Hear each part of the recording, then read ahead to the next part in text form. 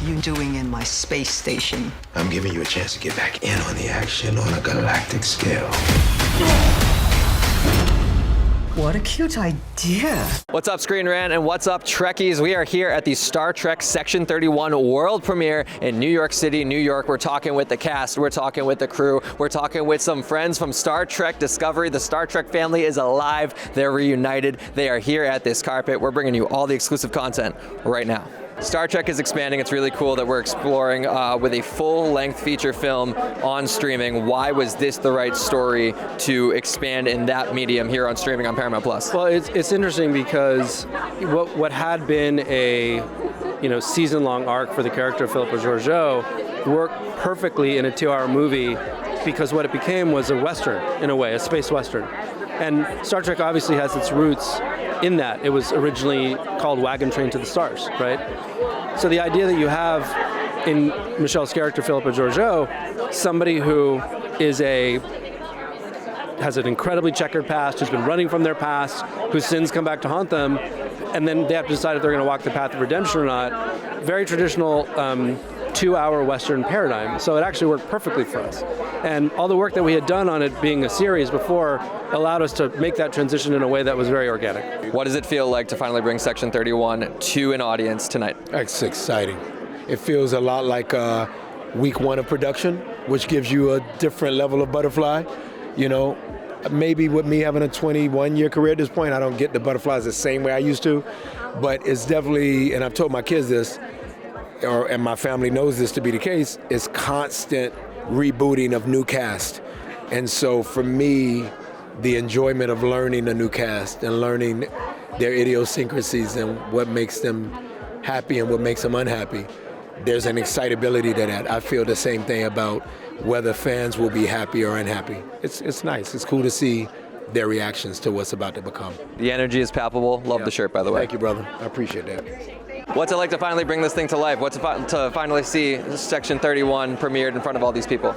I think it's exciting. Look, there's always trepidation because you never know how it's going to be perceived. But I think like any fine wine, it just ages with time. You had a torture sequence. You were the subject of a torture sequence in this film. Talk to me about just piecing it together and working with your colleagues on it. Well, the fact that I was getting punched in the face by Michelle was like a dream come true. My call that morning was 2:15 a.m. for an 8 a.m. blocking. We had 5 hours of prosthetics. Then there's a digital rig that has to go on with wires and lights, and there's an iPod Nano that goes in my temple and stuff like that.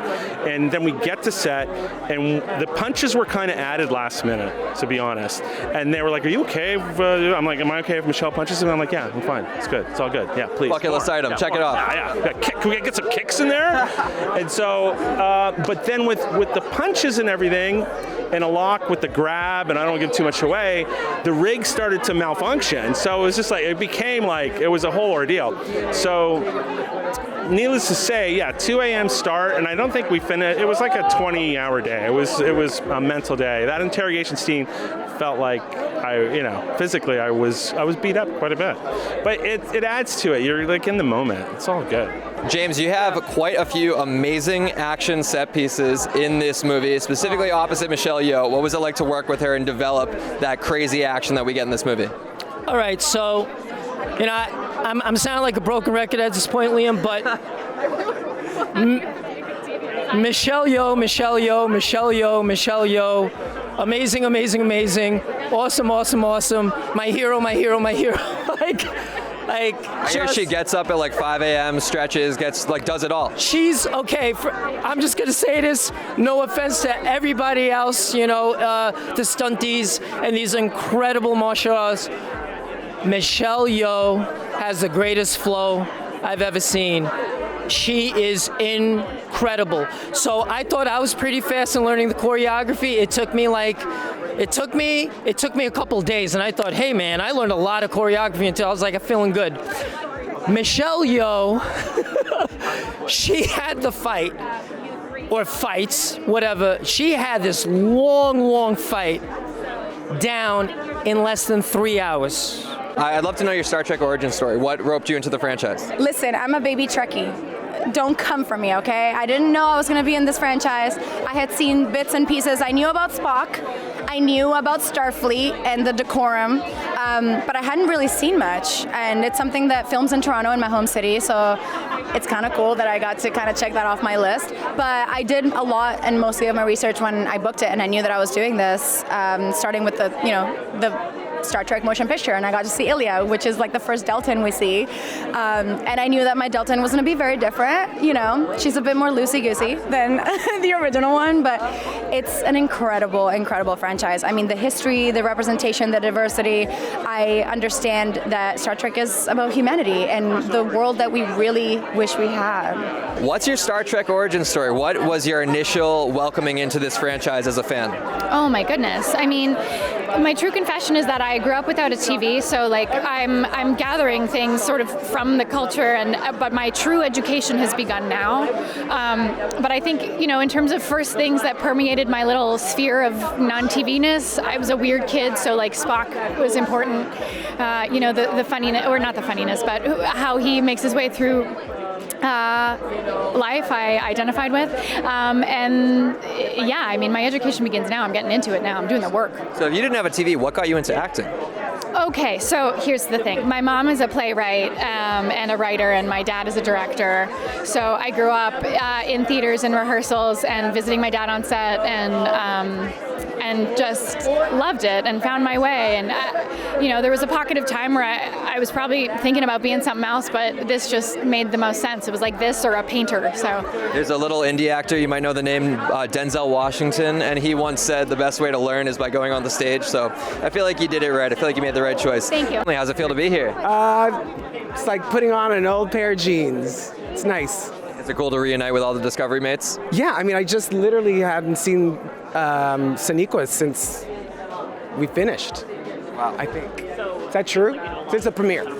We never thought we'd see Michelle Yeoh back in the franchise. I talked with her earlier today. They told her when her whole Discovery arc finished that there was going to be a way to bring her back for Section 31. Yeah, I know that feeling. Have we seen the last of Hugh? I mean, listen. How many times do I have to come back? I mean, I don't know. If they asked me, I would absolutely come back. I just haven't received a call yet. I'm sure there's somebody here. Oh, look, there's someone right there I could talk to about it. I'll put in a word with Alex. The fans would love to see it. He knows. He knows. All they have to do is ask. I just talked with Wilson, who was obviously a big part of Discovery. We never thought we'd see Michelle back. You found a way to rope her back into Section 31. Are there any other characters that you've played with in the past on the serialized front that you think are ripe to be explored with this feature-length mentality? I mean, there are so many. Every character that we've built and spent time with, we love. And the real question is it organic to bring them back? You don't want to do it just to do it and have it be fan service, because that can backfire on you. They have to need to be in the story, and that's always the barometer that we use. You are no stranger to Star-related franchises. You know where I'm going with this. Yes, Star Wars Outlaws. You voiced one of the main characters in that video game. I'm sorry, the main character. The main character, excuse me. Thank you for amending that. I'm going to put you on the spot. Which is cooler? Which is cooler? Which is cooler? Listen, you can't do that because one of them is a video game and one of them is live action. They both have their magic. Was it cool to enter a set and I was instantly in a spaceship? Yes, that was very cool. But I got to fight with stormtroopers in my mind. So whether I saw them or not, it was cool. It's iconic. They're both incredible franchises that I am so lucky to be a part of, both of them. This is like an exclusive club. There are very few people in both. It's a very lonely club. I don't know who else is in the club, but I've tried to figure it out in like a major way. I'm not sure. I'm sure there's been some gray area. Oh, I'm on the spot, and I should know this. You should know this. It's your job. This is my job. You still have a job after this? I don't know. We might not have to. We might have to leave this in the archives. I don't know if we can post this. One final question for you. Who is scarier, Emperor Georgiou or Hannibal Lecter? Oh my God. Well, Hannibal to me is just this sweet little baby angel. He's my dad. So I'm going to say Emperor Georgiou. Wow, well, it's a good selling point. Emperor Georgiou is scarier than Hannibal Lecter in Star Trek Section 31. You heard it here first. Yeah, hot take. Next on your docket in your film, you got Avatar 4 coming up. Oh. Did this feel like it prepared you at all from the action that you're going to experience over on Pandora? Now it's going to be completely different. You know, Jim, you never know what to expect from him. So I'm really, really looking forward to stepping back into that world because it's a very different world. Because, you know, with the avatars and things like that, it's not the same. It's not the same kind of acting, but it's the same kind of creativity and imagination. It's going to be fun. 2029, I'm excited. You're producing Now You See Me 3 coming out later this year. Why was this the right time to bring a threequel to the franchise? I mean, it's funny, Now You See Me is one of those stories that kind of works all the time, you know, and in many ways, it's also about a new generation and an older generation coming together, which is really, really exciting. Magic is really fun. I feel like what we're so proud of about Now You See Me is that magic movies tended to not work, and then suddenly they worked really well when we made those films, and people love them. And you know, you always want to tell a story because you have a story to tell, and it took us some time to figure out what that was, but we just wrapped recently, and I think it's gonna be great. Bank robbing magicians, it's a genius concept. Rob, I have a crazy question for you. I feel like I might blow your mind right now. All about it. You were in a film called Pacific Rim. Yeah. Pacific Rim takes place in the future. Yes. Did you know that your character canonically died like a week ago, January 12th, 2025? I did know that. Really? Yeah, I did know that. Did you celebrate? Did I celebrate my death? Do you know, I've died in everything I've ever done. I mean, even in Mass Effect Andromeda, you kill me. Like, I die in everything I've ever... I think I've survived in like 2 things ever. And I've done like 50 at this point. I'm like the new Sean Bean. If I celebrated every time I died on screen, or even like canonically, I would just be having death birthdays all year round. So live long and prosper doesn't really apply to you. Go out in a blaze of glory applies to me, and I keep doing that. One final question for you. I know you were once tapped to write The Amazing Spider-Man 3.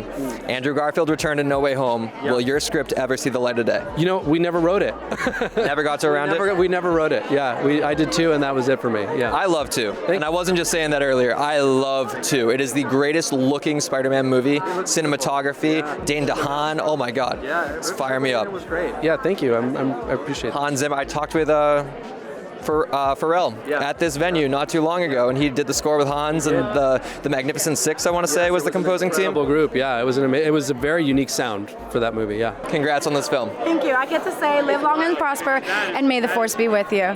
Wow. Both in one sentence. That is amazing. And I'm still thinking of who else was in the club. I know, right? I'll get back to you. It should be like a poll. You need to ask people, who has been in the club? Who's with me? You're Section 31. Okay, ladies, now let's get information.